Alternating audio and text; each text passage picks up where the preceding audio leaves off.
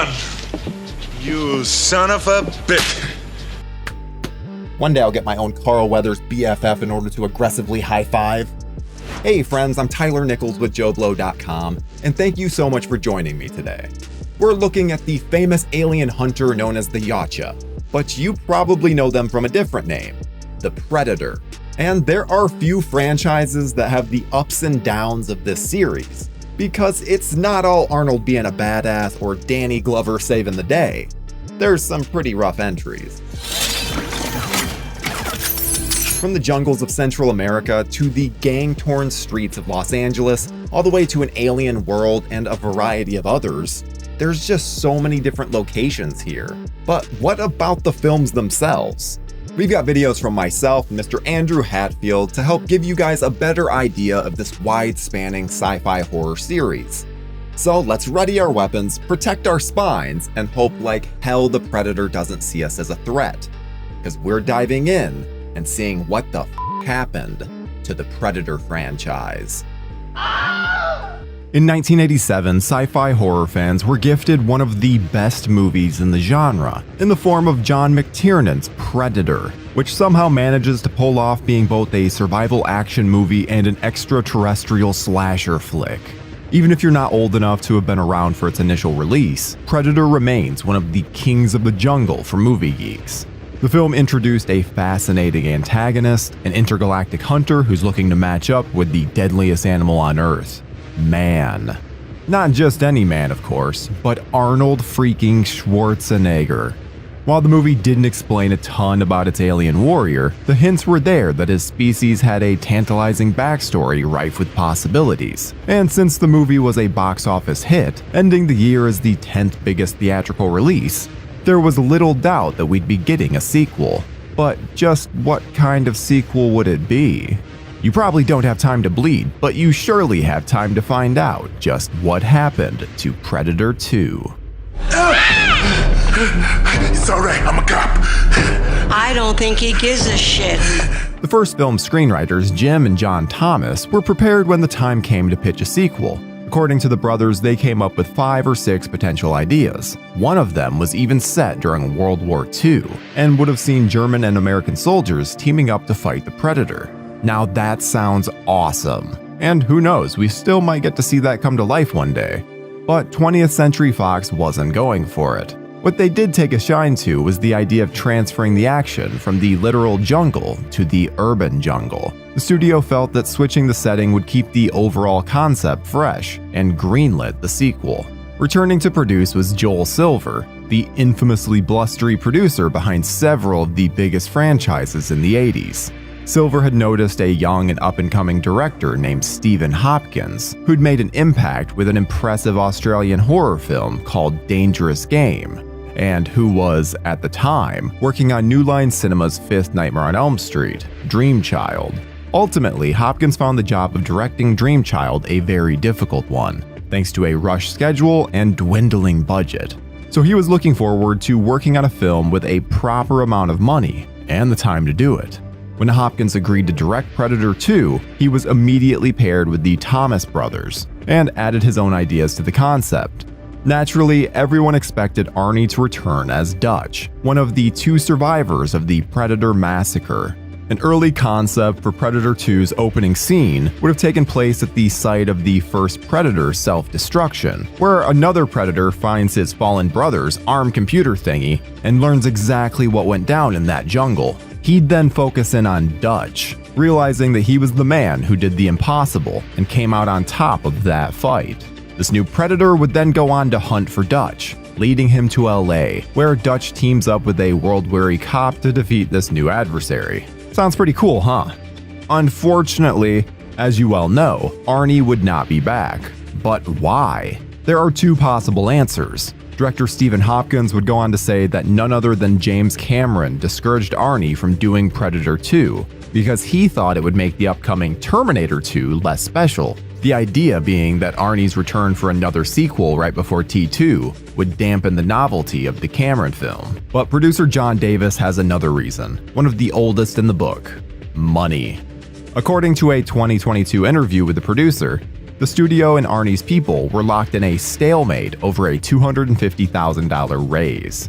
Seems like a pittance in the large scheme of things, but the head of Fox at the time, Joe Roth, was not willing to go past a certain number, and Arnie was, at the time, one of the most recognizable actors on the planet, but that was not enough to sway Roth, and the two sides went their separate ways. Before that, Hopkins had been on the hunt for the actor who would play the tough LA cop. Patrick Swayze has always been associated with the role, but there's little to suggest that he was ever seriously considered. A name that can definitely be linked to the part is Steven Seagal, who was incredibly interested in playing the role. According to Hopkins, he went to Seagal's house and met with the eccentric actor, who wanted to change the character from streetwise detective to a CIA psychiatrist who studied martial arts. Yep, sounds like Seagal. Hopkins left the meeting thinking the man was crazy, and even turned down the opportunity to go to a grenade launching range with him. And that's as close as Steven got to starring in Predator 2.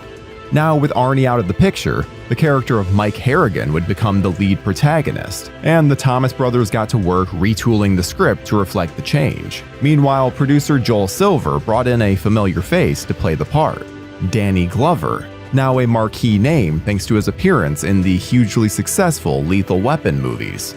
According to Hopkins, having an African American as the lead in an action movie was a somewhat controversial decision at the time, which is utterly crazy to consider if true. Regardless, Glover was a recognizable face that audiences would immediately associate with hard-hitting action. To prepare, Danny trained for 5 weeks leading up to the shoot, lifting weights and running 4 miles a day, 6 days a week to get into shape for what was going to be a very physical role. Not to get ahead of ourselves, but Glover would later say that he was a wreck after the shoot, tending to a pulled hamstring and needing surgery on both knees, amongst many other ailments. Another Lethal Weapon vet was brought in to play mysterious government scientist Peter Keyes, Gary Busey. 2 years prior, Busey had been in a terrible motorcycle accident that almost killed him. Predator 2 was to be his first film since his long recovery process. A changed man, Busey would talk to anyone who'd listen about his near-death experience, claiming he'd seen angels and the Grim Reaper during a brief trip to the afterlife. Despite his eccentricities, Busey proved to be a ball of energy and strong collaborator while on set. Before we continue with our video, here's a reminder to click the Store tab on any of our JoBlo channels and browse our collection of the latest and freshest designs in our merch store. Go get you some. I tell you what I believe. Shit happens. Shooting took place in Los Angeles starting in February of 1990. Filming would be spread out all over downtown LA, with plenty of work being done inside Fox's studios for more elaborate sequences. Shooting in LA was not exactly California dreamin' for cast and crew, however. Those streets were mean back in the late 80s and early 90s, and even though they were part of a fairly large studio production, the folks working on Predator 2 felt far from safe most of the time. One guy was even so annoyed at the production's late-night noisiness that he stood atop a nearby roof and fired his gun in their general direction. Clearly, not everyone in LA is into showbiz. Another adversary for the production would be the rats, who were allegedly as big as dogs. The rats would seemingly be in every nook and cranny of the downtown streets, freaking out cast and crew alike. Hollywood ain't all glitz and glamour, folks, even for the big franchises. Returning to the Predator universe was 7-foot actor Kevin Peter Hall, who donned the iconic Stan Winston outfit in the first film. When inside the suit, which weighed approximately 100 pounds, Hall would be about 8 feet tall. That heavy suit was no picnic for Hall, who fainted more than once while working. To add insult to injury, during breaks, Kevin wasn't even allowed to take off most of the suit because it took too long to put back on, so removing just the helmet was the only relief that he could get. Stan Winston and his crew were of course back for the sequel. Winston himself was the lead makeup artist, despite the fact that he was very busy with Tim Burton's Edward Scissorhands at the time. Not to mention, he was gearing up for Cameron's Terminator sequel.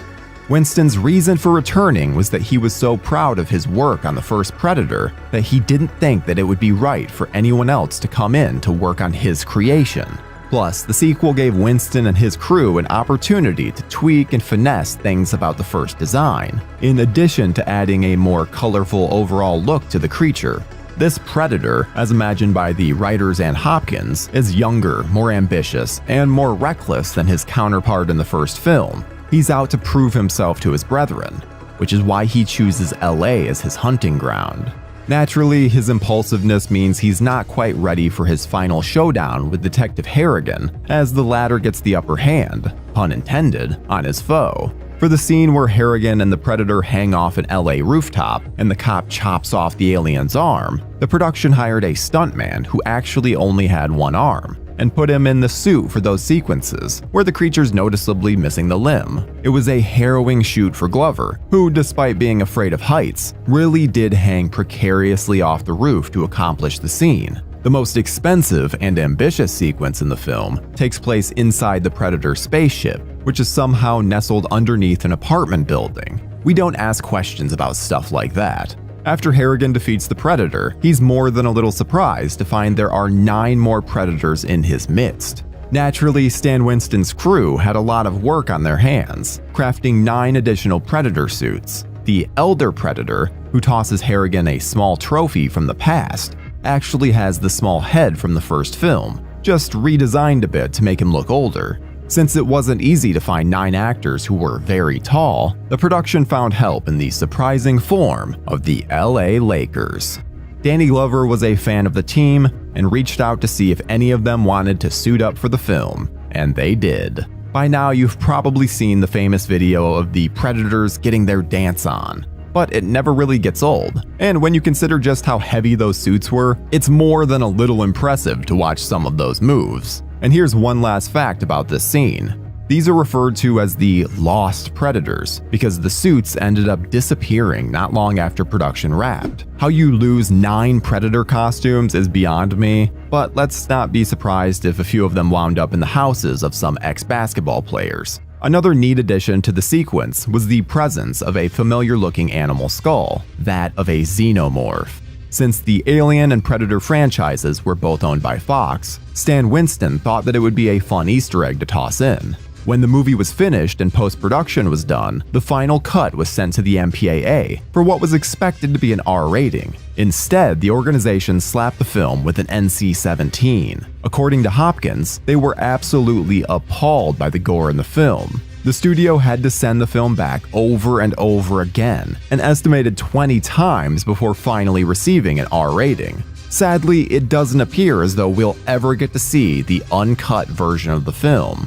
Predator 2 opened right in time for Thanksgiving in 1990. It opened reasonably well, making over $8 million at the domestic box office, when another Fox release, Home Alone, was well on its way to becoming a huge hit. Predator 2's second weekend saw it drop more than 50%, and ultimately the movie wasn't a big success, grabbing an estimated $54 million worldwide. Compare that to the first film making $100 million worldwide off of a smaller budget, and the sequel was considered a disappointment. We don't have to tell you the critics weren't exactly enamored with it either. Over the years, however, the film has amassed a cult following. There's no doubt it's a different beast from its predecessor, and that's a good thing. It has a gritty, give-no-shits personality of its own, with some terrific horror set pieces and a very entertaining cast. For those who were hoping it would be a replica of the original, well, you know what they say. Shit happens. So let's get this out of the way right now, yeah? Predator 2 is the best sequel in the series. Lance and I will fight you if you say otherwise. Honestly, there are times when I'm more in the mood to watch this one than the 1987 original. You son of a bitch. And that's saying something, as Predator is one of the greatest sci-fi action films of all time. It's right up there with Aliens, honestly. Look, Lance defended it a long time ago, although we joke it needs less defending and just more appreciation. But what happens after that? Well, the Predator license has tons of comics, toys, novels, video games, and other assorted merchandise. But if you take out its clashes with the Xenomorph, it only has 4 total movies over 35 years. Predators from Shane Black is fun, but very flawed, with a ton of behind-the-scenes issues on top of the on-screen ones. And the 2 AVP movies are 1, not great, followed by just plain bad. 2010's Predators is never going to be discussed above 1 or 2, but I think it gets unfairly forgotten and sandwiched between the AVP movies and what is the worst Predator sequel. Predators opens with a hot start. One of our main characters, Royce, awakens while he's falling to the ground from the sky. He's wearing a parachute, but nevertheless has no idea why he's midair. Royce is played by Oscar winner Adrien Brody, who really wouldn't be one of the first actors to come to mind when thinking of action heroes fighting a predator. While he would have action-adjacent roles in more than a handful of projects, this is the one where he would be the lead. To be fair, while I have some issues with the final act of the movie, Brody more than proves himself while being much smaller than Arnold or his contemporaries in the action space. Royce lands and slowly discovers that there are others like him that have fallen out of nowhere. I woke up in free fall. Same. You have a cartel assassin, a member of Spetsnaz, IDF, RUF, Yakuza, a San Quentin prisoner, and a doctor? I'm trapped in a parachute, a fucking tree! Then won't you shut the fuck up? Oh, thank God. The cast really is a fun group, with Danny Trejo, Alice Braga, Mahershala Ali, Lawrence Fishburne, Walton Goggins, and Topher Grace. I'd say we were chosen. That's quite the mishmash of people, and interestingly enough, when the movie was made, the biggest stars would have been Fishburne and Brody, with an interesting comeback story from Grace, with this movie only being a few years removed from the disastrous Spider-Man 3. You made a judgment call. You gotta see it as it is. A few breakout roles and a couple Oscars later, and I'd argue the biggest two actors here are Goggins and Ali. As the group slowly moves through the jungle to find a way out, they realize that not only are they nowhere any of them have ever been, but they aren't even on Earth anymore. Well, between that and the sun, What about the sun? hasn't moved since we got here. With none of them knowing why they are there, they press on only to find a bunch of traps set by a dead soldier. Oh shit. They barely make it out before getting ambushed by a pack of predator dog pig things. It's in this first stretch of movie where I have a couple of my very few issues with the film. The first one is when Royce, who figures out everything going on throughout the entire movie and is quite adept, chooses to ignore the red flags of Topher Grace's Edwin. Wouldn't take more than one scratch, cause total paralysis. He recognizes the old game of one of these things is not like the others, one of these things just doesn't belong, and does nothing. They're all heavy hitters. He doesn't belong. And to nobody's surprise, Edwin's a serial killer. Predators knew what they were doing with their selections. The other issue I have here is that the hunting dogs just don't do anything for me. I don't think they look particularly good, and their inclusion of a standard hunting technique just doesn't land for me. Give the predators their own unique way of doing things rather than using conventions of the human race in terms of hunting. The hunting scene does give us our first piece of real action in the movie, and it does a good job of separating the characters and having them use their ammo, as Royce so astutely notices. Everybody do a shell count. Wait. There are only 7 of us. Danny Trejo's cartel member is the first to fall, and while we don't see it, we get the aftermath that includes one of the best scenes in the whole movie. The predators kill him off screen and use his body as a trap and replicate his cries for help to lure the rest of the group in. The group recognizes it and coldly decides to walk away, though not before Isabel puts a bullet in him to make sure. It's shot great, where you don't actually know he's dead until the camera pans all the way around to the front, while all our heroes see is his back. They follow tracks that lead them to a camp where they finally find out what's after them. One of the predators is actually chained to a post. Could be as punishment, could be as a lure, but either way it gives the actively hunting predators the edge. We've seen one predator attack Arnold and his team, and a group of them confront Danny Glover at the end of the second film, but this is actually the first time we get a group hunting on film. And yes, I'm only referring to the solo outing Predator films.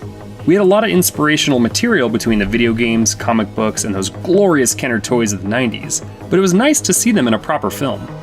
We get the Berserker, Tracker, and Falconer, monikers given in the credits and thankfully never used on film, and they're bigger and meaner than the tied-up Predator. You get all the trappings here that we've come to expect, with the spear, plasma launcher, etc., and even get to see them work with Ali getting an early exit from the film. The gore in this film is hit or miss, with some of it being silly, like when Fishburne explodes, and some of it being really cool, with Goggins' head and spine being removed from his body. The look of the Predators is really cool too, and there are a ton of callbacks to earlier films. Some subtle, like hearing about Dutch in his 1987 mission, and some being more direct, like having some of the score directly taken from the first film, or at time having it remixed slightly.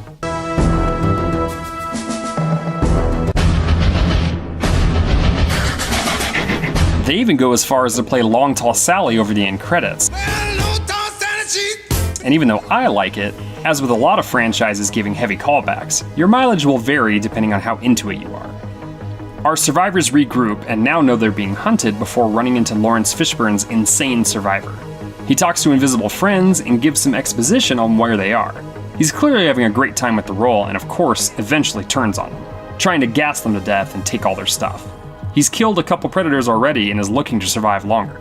He gets absolutely obliterated, which is kind of a letdown as he's introduced with a stealth system and wearing the mask of one of the fallen predators.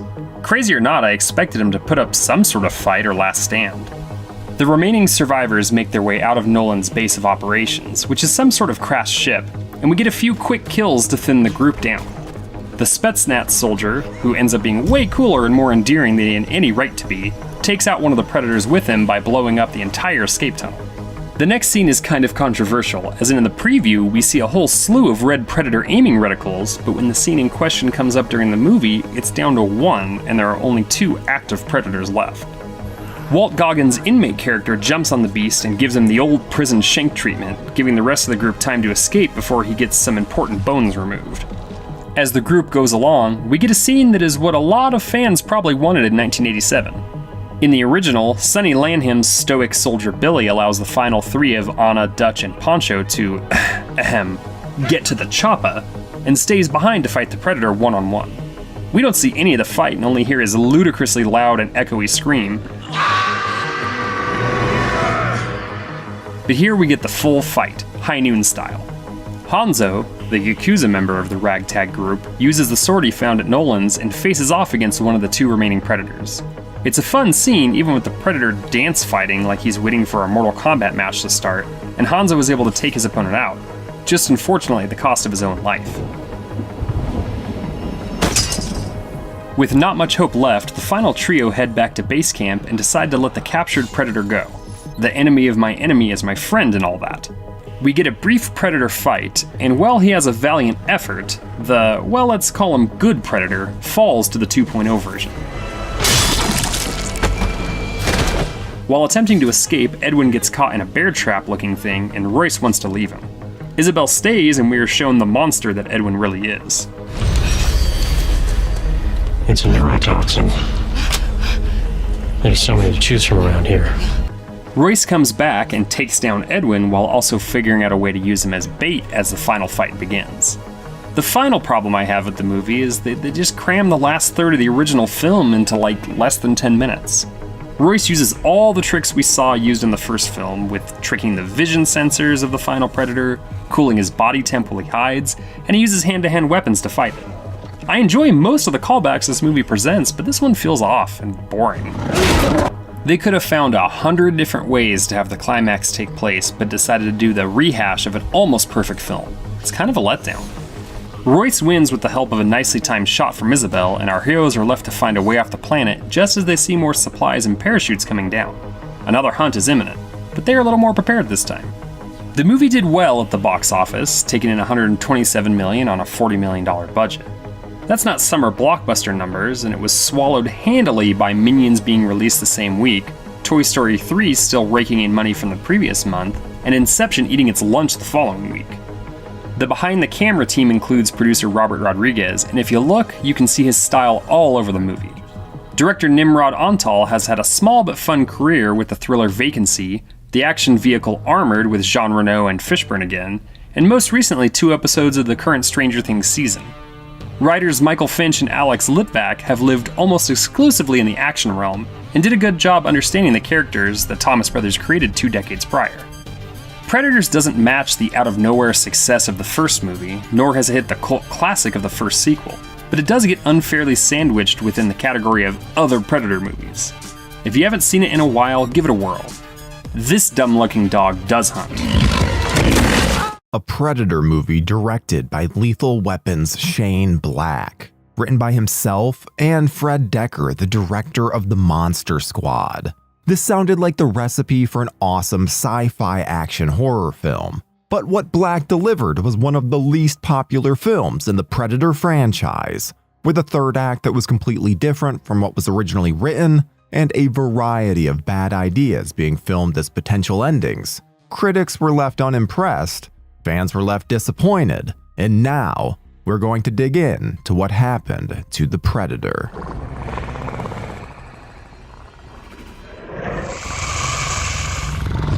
"1987 was a huge year for Shane Black. His original screenplay, Lethal Weapon, was turned into an instant classic by director Richard Donner. His friend, director Fred Dekker, brought their script for the creature feature The Monster Squad to the big screen, creating a film that is now considered to be a cult classic. And he was cast alongside the likes of Arnold Schwarzenegger, Carl Weathers, and other iconic tough guys in Predator. Director John McTiernan and the producers hoped that Black would do some on-set revisions to the script by Jim and John Thomas. And while he did come up with some of the jokes that his character tells, he didn't do any substantial rewrites. And the script didn't need it. Predator was another instant classic. As the years went by, Black would write the likes of The Last Boy Scout, Last Action Hero, and The Long Kiss Goodnight. He made his directing debut with Kiss Kiss Bang Bang in 2005, which paved the way for him to direct Iron Man in 2013. And just 1 year after Iron Man 3 made $1 billion at the box office, it was announced that Black was going back to his roots. He would be directing the next sequel in the Predator franchise, a film simply called The Predator. And he was writing the script with his Monster Squad co-writer Fred Dekker. It took a few years for the project to get into production, with Black and Dekker working on a Western TV movie called Edge first. Then Black made the action movie The Nice Guys. But eventually the Predator started filming in early 2017. And while things seemed to go smoothly at first, there was definitely trouble ahead. The original Predator established that the title aliens visit Earth quite regularly, going to hot locations to hunt humans. They have a code of honor, as they will only kill someone who is armed. Then they rip out spines and skulls to collect as trophies. But the filmmakers didn't want to make another simple, straightforward hunting humans movie. As Black told Empire, their approach was to eventize the Predator again, make it more mysterious. The Predator has been so overdone, every couple of years there's a knockoff churned out, very low budget with a guaranteed return. With this film, they aim to achieve the same sense of wonderment and newness that Close Encounters of the Third Kind had when that came out. The first actor to sign on was Benicio del Toro, who would be playing U.S. Army Ranger sniper Quinn McKenna, but Del Toro soon had to drop out due to scheduling issues, and was replaced by Boyd Holbrook. Olivia Munn, Jacob Tremblay, Keegan-Michael Key, Tom Jane, and Alfie Allen rounded out the cast. Jake Busey even shows up as the son of the character his father Gary Busey played in Predator 2. Black had hoped to get Arnold Schwarzenegger to cameo at the end of the film as his Predator character Dutch Schaefer, but Arnie just wasn't interested. As he told Yahoo, "They asked me and I read it and I didn't like it, whatever they offered, so I'm not going to do that." The same thing had happened when the makers of the film Predators had tried to get Arnie to show up as Dutch there. He doesn't want to show up as a cameo in a Predator movie. He wants to be given a more substantial role, so that idea was off the table. Black and Dekker wrote a story that a studio executive described as unexpected and utterly fresh. It begins with a Predator ship crash landing on Earth. Quinn McKenna encounters the alien while on a mission and ends up stealing the alien's gear, shipping its helmet and wrist gauntlet back to the States right before he's captured by Traeger, who's working on Project Stargazer, which has been tracking Predator activity for years. That incapacitated Predator is then taken to the Stargazer headquarters, where they examine the creature, but things don't go well. The Predator regains consciousness and kills a bunch of people and escapes the base. It's probably the only good scene in the movie. Meanwhile, Traeger has made sure that McKenna is deemed crazy for even talking about aliens. He ends up in a bus containing a group of combat veterans with PTSD. They're called the Loonies. And as the Predator escapes from Stargazer, the Loonies get caught up in the action. Yo, what the fuck is that? Also caught up in the situation is McKenna's son Rory, played by Tremblay, who has received the Predator gear. He's deciphered the alien language and learned how to work the wrist gauntlet, and goes trick-or-treating wearing the Predator's helmet? Ha. They all go on the run with Traeger's team, the Predator, and Predator hounds on their trail. And here's where things really start to get weird. The film tells us that predators don't just collect spines and skulls. They also harvest DNA from their prey and use it for gene therapy in an attempt to enhance themselves.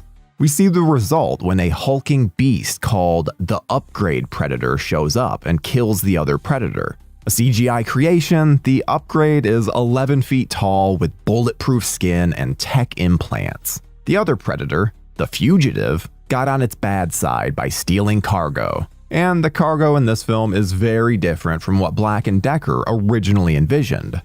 See, after poor test screenings, the studio ordered that the entire third act of the film had to be reworked. As written and filmed, the original ending was an action set piece that took place during the day and saw a bunch of monstrous creatures, predator hybrids, being released from the crashed ship. The loonies are picked up by General Woodhurst, played by Edward James Olmos, and taken to a military base that sets up to research the predator's visitations and a potential upcoming invasion. 2 defector predators are working at the base as consultants, and they join the loonies in the fight against the hybrids and the Upgrade Predator. Photos taken during filming of this sequence even made their way online during production, but the hybrids, the friendly predators, and General Woodhurst were all cut from the film entirely. Reshoots moved the action to nighttime, so Black suggested that the studio should release both versions of the film on home video, called the original Predator AM and the reshot version Predator PM.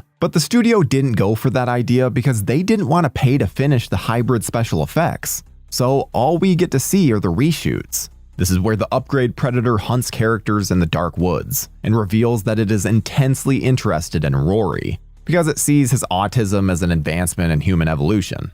Of course, things don't work out for Upgrade, and the survivors get to find out what the fugitive's stolen cargo was.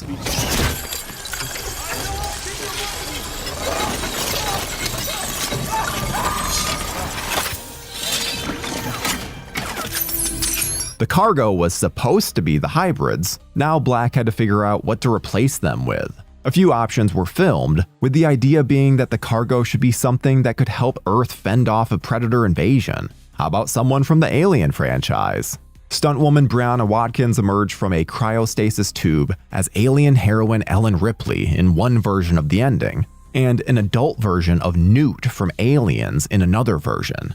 Yes, time travel was involved. Those were both silly ideas, but so was the one that ended up in the movie, which seems to be inspired by Black's Iron Man work. The cargo is a high-tech suit called the Predator Killer, and McKenna looks forward to wearing it during his next encounter with the Predators, which we'll never see because the Predator was not well received. Before we continue with our video, here's a reminder to click the Store tab on any of our JoBlo channels and browse our collection of the latest and freshest designs in our merch store. Go get you some.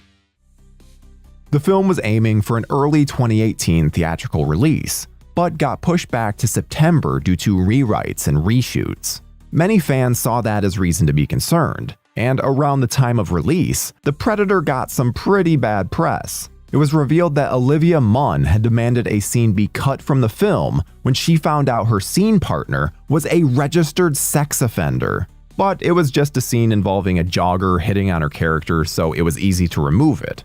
But it sounds like something that should have been destined for the cutting room floor anyway. When the film finally reached theaters, a lot of fans and critics were disappointed. Only 34% of the reviews collected on Rotten Tomatoes are positive. The audience score is even less so, at 32%. Made on a budget of $88 million, The Predator ended up drawing in $160 million at the box office, a higher amount than other Predator movies earned. But Black and the studio were looking to hit a bigger number than that. The Predator has its moments, the characters are fun and likable, and there's some cool action in there. But it's an odd, goofy entry in the franchise, and it's packed with questionable decisions. The DNA harvesting and gene splicing, the Upgrade Predator, the Predator killer suit, the idea that the Predators might launch a full-scale invasion of the planet. None of this ever needed to be part of a Predator sequel. During an interview on the Postmortem podcast, Black admitted that he and Deckard did not have their fingers on the pulse when coming up with The Predator. He said, "I'll take the hits for whatever I did wrong on that. I just didn't want to make the Predator movie that people wanted to see, apparently. I'm not going to take the road of blaming anyone, including the studio, for a failed movie. We tried something different. We were making a Halloween drive-in movie. Not just a drive-in movie, one you go to on Halloween when you were a kid." The Predator had such a rock-solid fan base of people expecting that sort of solemn and almost reverential approach to this myth. The mythic quality of the Predator is what people seem to respond to. So chalk it up as we tried something, and in some people's eyes, we made the wrong movie. We filmed the wrong script for what they would have preferred. I'm okay with that, and own any and all mistakes made on the film. Things may not have gone well with The Predator, but the franchise would continue and quickly went back to the basics. The next installment, Prey, returned to the simple hunting humans and making trophies scenario, which, as it turns out, is exactly what the audience was waiting to see. And that is what happened to Shane Black's The Predator. As proven by Shane Black's The Predator, it's not so easy to make a movie about everyone's favorite alien hunter. Add in the difficulty of a certain pandemic, and you've got the makings for a nightmare. Yet somehow Dan Trachtenberg was able to pull it off with a film set in the 18th century, putting up a young Comanche girl trying to prove herself against the formidable hunter. This is what happened to Prey.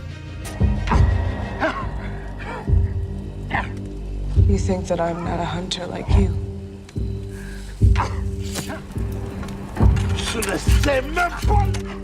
And I'm not a threat. That is what makes me dangerous. Oddly enough, work on Prey began back during the production of The Predator back in 2017. 10 Cloverfield Lane director Dan Trachtenberg had always had an interest in the franchise and set up a meeting with producer John Davis. Trachtenberg had always wanted to work with screenwriter Patrick Azon, as he felt he had a strong understanding of the sci-fi genre, as well as an impeccable knack for period research. Together, they pitched the story of a Native American girl trying to prove herself and crossing paths with the formidable Predator. Dan saw it as his own way of giving someone like Billy from the original his own feature-length film. They narrowed in on the Comanche tribe and did intense research regarding their history. They even brought in a Comanche consultant to make sure that they were being as true to the people as possible. They even did a pass on the screenplay. The Comanche were known for their combat on horseback, so it was important to highlight this element. At one point, it was even discussed that they do a Hunt for Red October style language switch, allowing the Comanche language to get a spotlight. Instead, Comanche is used in smaller moments with certain words being highlighted. While in development, Fox had a pretty big change as Disney bought the company and put many of their developing projects in limbo. Thankfully, Disney recognized the importance of the Predator IP and, despite uncertainty, remained on the production docket. The film went into production under the codename Skulls, with the intention that the involvement of the Predator would not be revealed in any of the marketing. Casting actually got underway in February of 2020 before it was promptly shut down by you-know-what. Talk about waiting a long time to find out if you got the part. It wasn't until November 2020 that there would be a concrete way forward, with Fox announcing Skulls to be a code name for the 5th Predator movie. This promptly canceled Trachtenberg's plan of keeping the hunter a secret, but also got fans excited for another entry. The title Prey was ultimately chosen, as Trachtenberg felt that it was a good parallel to the Predator name. Seeing as how Shane Black's The Predator could still potentially get a sequel, Dan saw it as a way to easily delineate from the main series, while also avoiding having to call it something like Predator Comanche. Nada was a young woman in the Comanche camp. She is a fighter, she is strong. Amber Midthunder was cast as Naru, and does a phenomenal job in the role. While it was far from her first acting gig, this really put her on the map, and her Sioux heritage made her a natural for the role. They were even able to use her in moments when they thought they need a stunt woman, because Midthunder was able to rock the stunt herself. Then add in the emotional acuity and ability to say so much with just her eyes, and Mid-Thunder is an irreplaceable element of the film. The rest of the cast would be filled out with various Native American actors, with Dakota Beavers being the second most prominent role as Naru's brother Tabe. He really took to the horseback riding and was able to do 99.9% of those stunts. Given the Comanche fighting style, most of the actors had to take part in a rigorous training regimen. For the part of the formidable predator himself, Dane DeLegro took on the part, and really feels like the physical embodiment of what a predator should be. He's large, he's intimidating, and every movement that he makes feels violent. Dane also did all the stunts and motion tracking work for the character. The foam latex suit also weighed over 60 pounds. Naru even gives his predator the name Mupitsi, which is a monster in Comanche folklore. I don't know that this thing can be killed. If it bleeds, we can kill it. The story of Prey follows Naru, a Comanche woman who is desperate to break from her gender-determined role within the tribe and become a hunter and provider. Unfortunately for her, it coincides with a young predator coming to Earth on a mission to hunt the most dangerous game. Naru must protect herself and her tribe and test her limits against the ultimate hunter. Filming on Prey began in June of 2021 in Calgary, Alberta, Canada. The first scene filmed was actually Naru's practice with the tomahawk. Only one problem: the crew wasn't entirely aware of the logistics, so Amber kept throwing fake tomahawks against the tree, sometimes missing as called for in the script. And when they would hit, they'd quickly bounce off. The reaction from the crew was described by Mid-Thunder as, "Wait, we're in trouble if this is the girl they chose." Thankfully, Mid-Thunder was more than capable and able to show off her skills throughout the production. But it wasn't all rainbows and sunshine, as Mid-Thunder had to throw herself in a muddy pit, which proved to be quite smelly. Not only that, but given how filthy it would make her, they also had to get all the stuff in the mud that's shot from one angle, all in one go. No redos. Thankfully, Mid-Thunder was more than capable and able to show off her skills throughout the rest of the production. Then, unplanned, Trachtenberg asked Mid-Thunder if she could try to get out while the cameras were rolling. And we get that take in the film as she manages to get herself out of the mud. It made for a messy time, but the results are pretty great.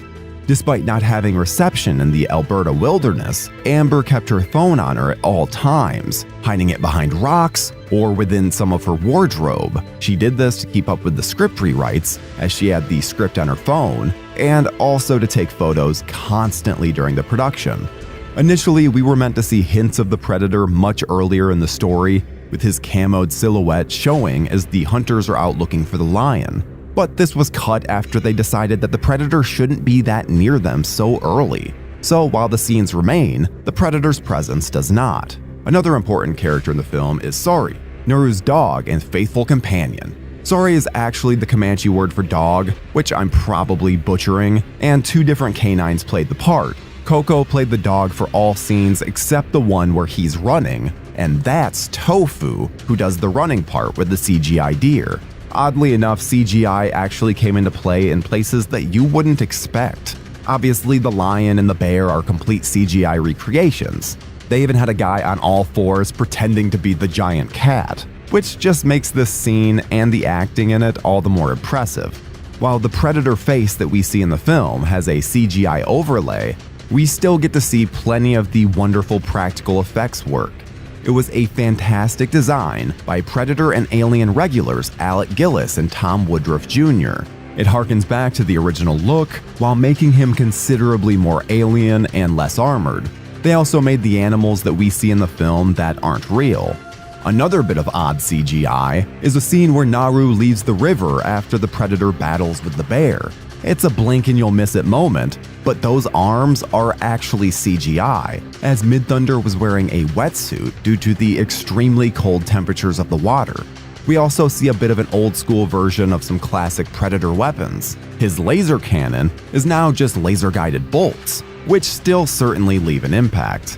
The END, aka the explosive net device, looks pretty similar to the ones that we've seen in the past. But the coolest addition is his shield. which expands out from his wrist and works both as protection and a weapon. His wrist gauntlet gets a bit of an old school makeover, with the technology on it being dialed back considerably. It doesn't quite go nuclear in this one. And we get so many awesome scenes with the Predator that it's easy to lose track.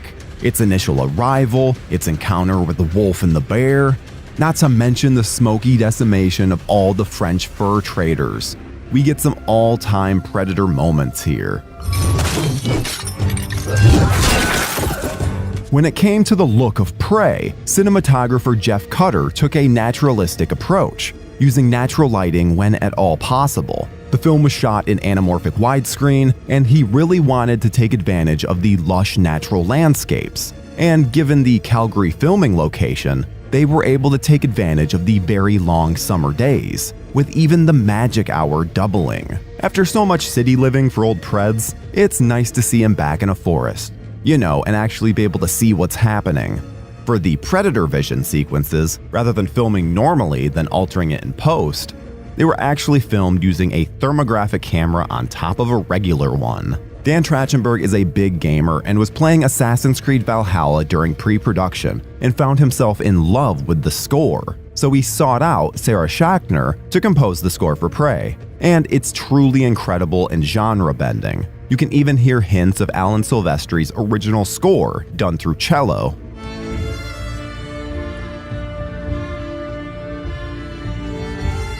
Prey released in the United States on Hulu on August 5th, 2022. Given that it was a straight-to-streaming release as a result of the pandemic and Disney trying to bolster its Hulu lineup, there is no box office for the film. However, it was the top streaming film during the first week of its release. The movie was loved by critics and fans alike, earning a 94% and 74% on Rotten Tomatoes. The critical consensus was the rare action thriller that spikes adrenaline without skimping on character development. Prey is a Predator prequel done right. Despite its streaming release, we did get a gorgeous 4K disc for the film. It features wonderful behind-the-scenes featurettes, as well as a very informative commentary track. It also featured an audio track entirely in Comanche, recorded by the original cast. It's highly recommended for any fans of the film. And given the success, most people assuredly expected another movie in the franchise. The sequel was even hinted at in the film's credit sequence, which summarizes the narrative, ending with 3 Predator ships descending onto Earth. And while we still haven't had it confirmed that Naru will in fact return, we're actually getting 2 Predator movies in 2025, Predator Badlands, as well as a secret Predator film, both directed by Trachtenberg. While Badlands has Elle Fanning starring, we've yet to hear anything about the other film, except for some rumors. While it's unlikely to be Prey 2, here's hoping we get it eventually, because this setting is deserving of more movies, and Mid-Thunder made for one kick-ass hero, and she joins pretty elite company, and that is what happened to Prey. Whether it's in the jungle, in the streets of Los Angeles, or back in the jungle, but this time on an alien planet, you can find the Predator in some pretty interesting places. Long story short, if there's a formidable hunter, the Predator is there ready to go invisible, then skin and hang some bodies. But he meets some pretty damn formidable foes along the way. Wait, I get the other ones, but Adrian Brody? Okay then, guess the pianist is ready to kick some ass, because today we're diving into the franchise, which is all the rage these days. So we're here to tell you what the f*** you need to know about the Predator franchise.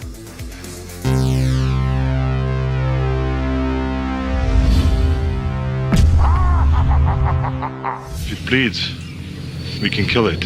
The Predator series has always been one that's towed the line between action and horror. It's given us larger-than-life characters and some truly incredible action set pieces. Not to mention the number of playground arguments that could be had just based on the question of, do you think the Predator could kill Godzilla? And questions like it. Predator actually started out as a script called Hunter from Jim and John Thomas. They wanted to explore the idea of what it is to be hunted by following a group of aliens as they hunt down different species. This was eventually changed to just one alien hunting down what is considered to be the most dangerous species: human beings. I guess they didn't know about the xenomorph yet. But Hollywood wasn't really interested in their little screenplay, as the two writers were unknown. They even had to resort to slipping the script under doors, which would eventually land them a meeting with Joel Silver.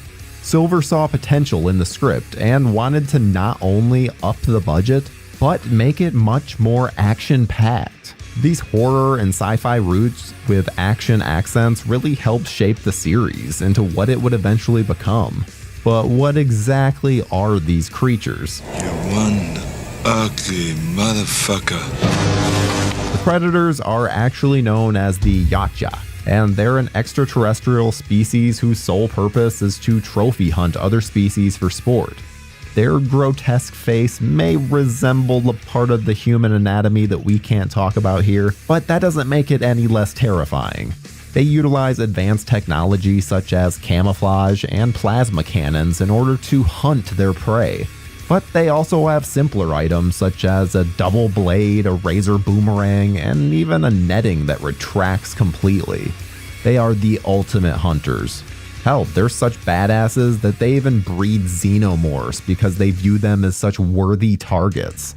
In fact, they even have a pyramid on Earth which houses some xenos that the Predators send their young to in some sort of coming-of-age ritual. So yeah, these guys are hardcore.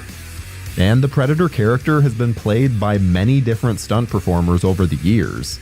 Even Jean-Claude Van Damme had originally found himself in the suit. But he simply wasn't intimidating enough when put up against giants like Schwarzenegger and Ventura. Even a bunch of Los Angeles Lakers were brought aboard for the big finale at the end. Guess when you need tall guys, you go to basketball players. With Hall's death, Ian White took on the role for AVP and would return for its sequel Requiem. In Predators, as the title dictates, there needed to be multiple performers, so Brian Steele, Carrie Jones, and Derek Mears took on the parts. Brian Prince stepped into the suit for the Predator, while the Chad Predator was all CGI. Finally, in Prey, Dane DeLegro took on the part and is absolutely phenomenal in the role, feeling like a complete natural. All of these performers bring a little different something to the role, but the standouts would be Peter Michael Hall and Dane DeLegro. Absolutely terrifying. You are one ugly motherfucker. Every Predator film follows the concept of elite alien hunters who want to put their skills to the test against the best of the best. Think Most Dangerous Game, but with big hulking aliens. They're on the hunt for trophies and status because they're a straight up warrior society. So let's take you through the movies. And yes, we're going to include the Alien vs. Predator movies here, because they just feel a little closer in tone to Predator than anything Alien. Plus, Alien has a lot of movies, no reason to add more to it when we eventually do that one. Dylan! You son of a bitch! First up was 1987's Predator, where we follow Dutch and his military rescue squad tasked with rescuing a politician from a group of insurgents. But on the way, they come across a helicopter wreckage and 3 skinned bodies. What precedes is the vicious hunter taking out all these buff military guys in exceedingly violent ways. On the surface, this is the group of badasses you'd want with you in this situation, yet they don't stand a chance. After the Predator kills off all of his men, Dutch uses his smarts to lay a trap for the hunter. But not before he gets one last laugh. The memorable characters in this one were Dutch, Dylan, and Billy.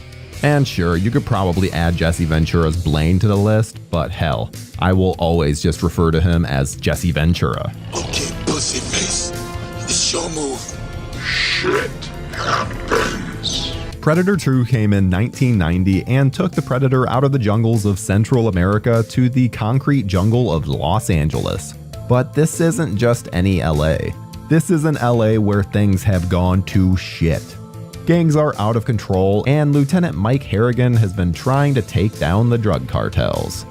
A Predator starts taking out the gang members, as well as some cops, leading to a showdown between the Pred and Harrigan. We even get the ultimate little meetup on the ship, and a hint at things to come. The sole people worth remembering from this one were Mike Harrigan, Jerry Lambert, and Gary Busey's Peter Keyes. The Predator series took a bit of a break, but eventually we were given the versus film we'd been waiting for decades. What did you say this room was called? Sacrificial chamber. 2004's Alien vs. Predator saw the Predator and the Xenomorph clashing for the first time. A group of humans ascend on Antarctica to explore an ancient pyramid that was just discovered. Unfortunately, the reason that it's discovered is because the Predators are doing some kind of coming-of-age ritual with their young ones, where they hunt Xenomorphs. So the humans quickly become entangled in a battle between the two species. There's some odd decisions here, like making the Predator essentially a good guy. And holy hell, when did these Predators become linebackers? They're huge! We even get a nice little ending tease for the next film. The only really memorable characters from this one are Alexa Woods and Charles Bishop Wayland. I saw it. It was real. See? No monster. 2007 brought the follow-up Aliens vs. Predator Requiem, which seems to be set up to succeed with that cool ending of the first, but unfortunately does none of that. Every scene is just a human showing up and getting killed by either an alien or a predator. It repeats this throughout the entire movie until there's pretty much no one left. This is easily the worst in the entire series, and it hardly even deserves a place here.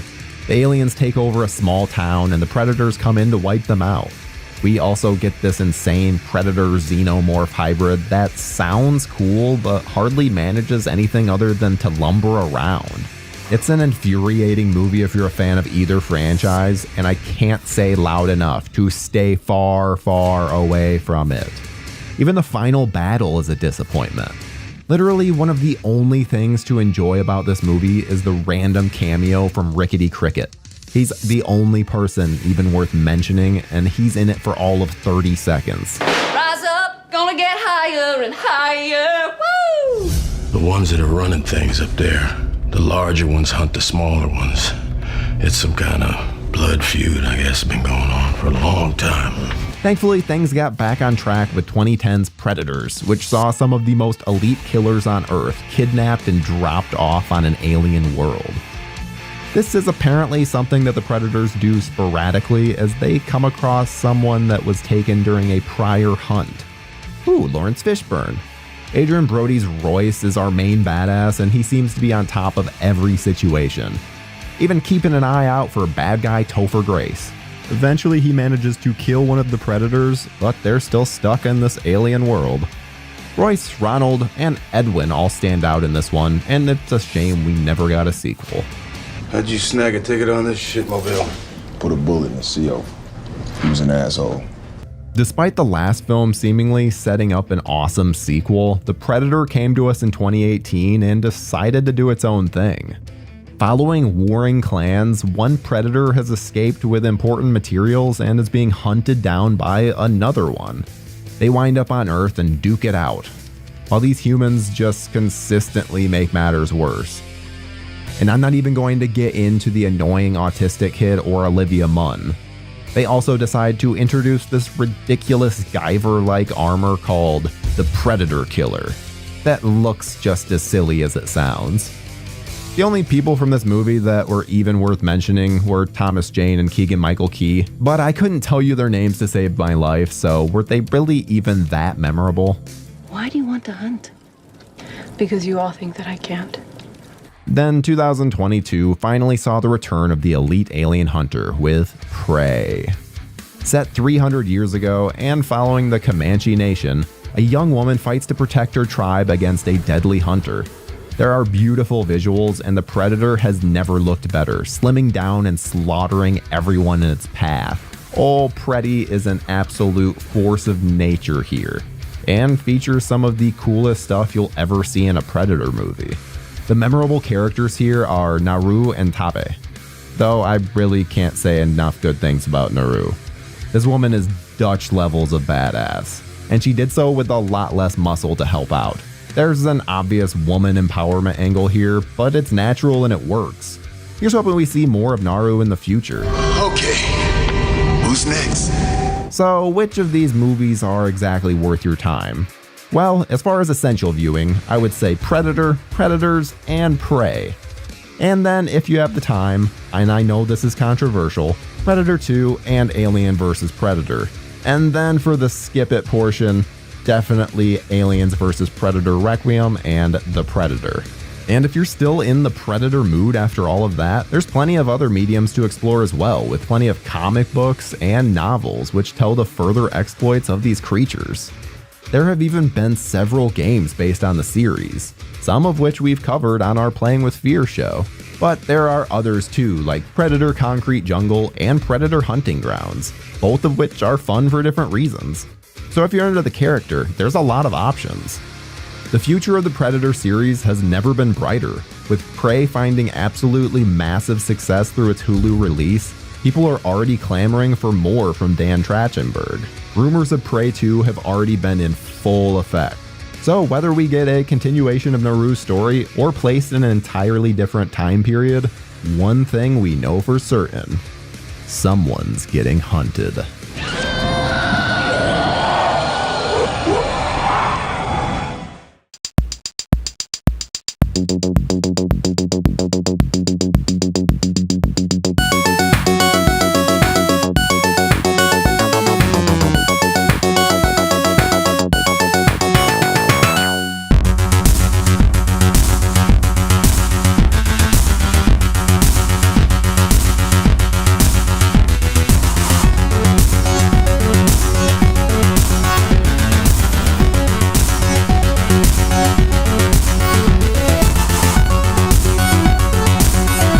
Thank you for clicking on our video, everybody. If you like what you saw here, please make sure you like the video and subscribe and share with your friends who like this sort of content. JoBlo was created by movie fans for movie fans, and we appreciate your support.